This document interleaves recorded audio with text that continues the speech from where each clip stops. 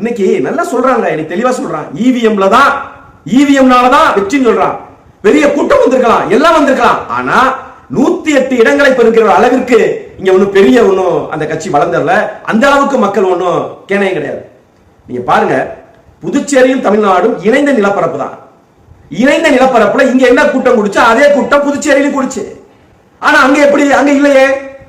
அங்க இதே போல வச்சு அங்க பற்றுக்கணும்ல. தமிழ்நாடு அங்க பீகார் நடந்துச்சுன்னா பரவாயில்ல, நிலப்பரப்புலையும் மிகப்பெரிய தூரம் இருக்கு, அதனால அது வரலன்னு சொல்லலாம். கிட்டத்தட்ட பாண்டிச்சேரி தமிழ்நாடு எல்லாம் ஒண்ணுதாங்க.